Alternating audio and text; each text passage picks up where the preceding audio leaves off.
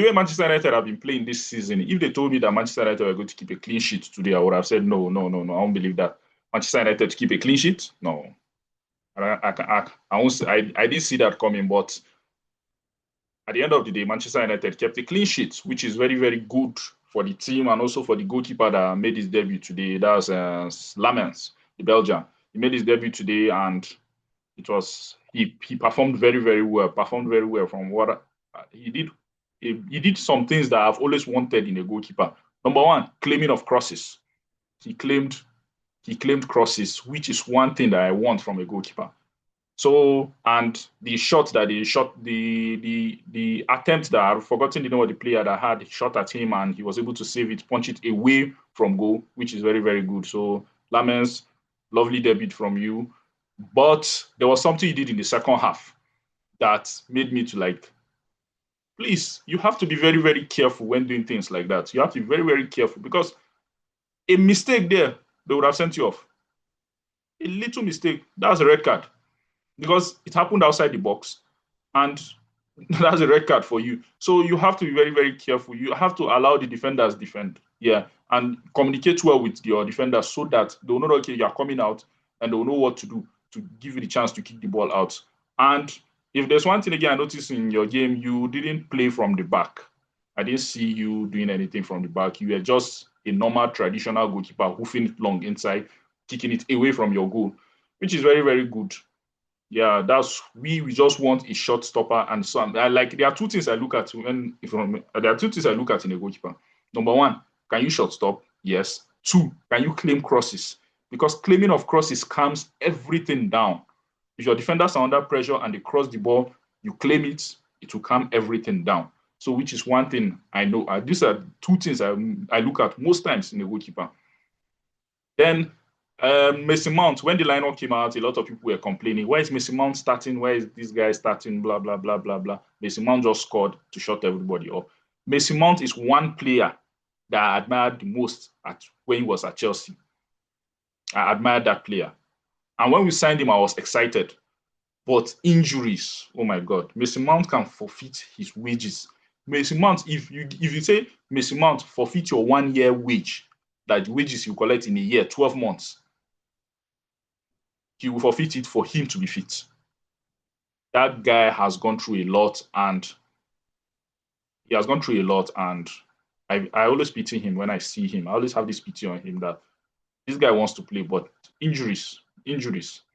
So which is one thing that is affecting Mason Mount. And I was happy that he scored.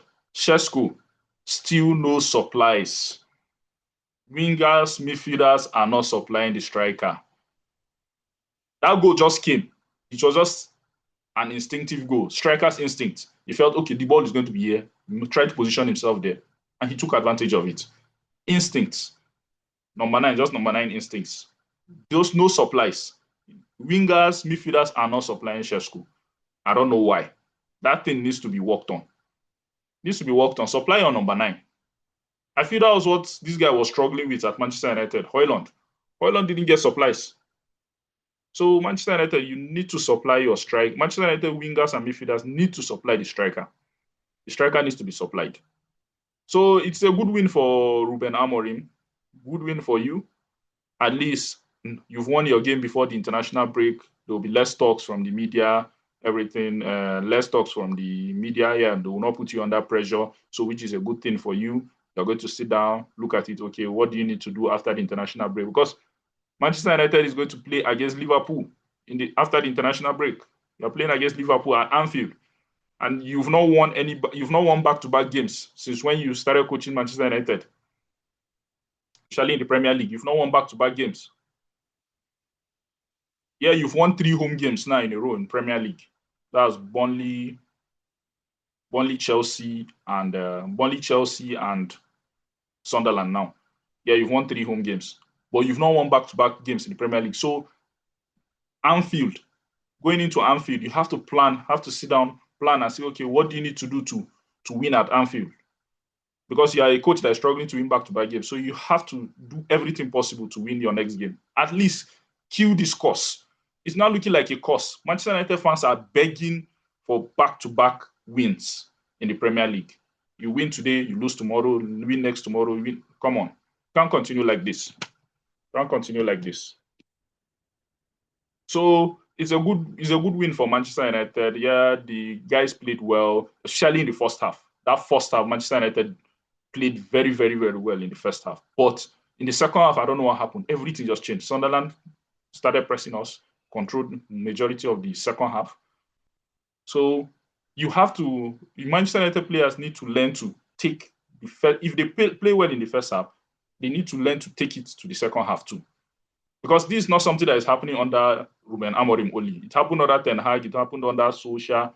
So it's something that has been going on. There are a lot of things that has been going on in Manchester United that we still don't know what is the root cause. We still don't know because almost every coach is experiencing it. So that this game, the first half was good, second half, not good. Not good. But it's a good win for Manchester United. Like they've secured 10 points already in the Premier League. So it's a good win for them. And let's see how you guys are going to perform. Sorry, my light is just affecting me. Lights. So it's a good win for Manchester United before going into international break. At least 3 points. 3 points before going to the international break. That's Manchester United now have 10 points. That's if I'm not mistaken. 10 points. So anyways, let's see what you guys will do after the international break. So Amorim, you need to prepare your team. But anyways, congratulations. 3 points is 3 points.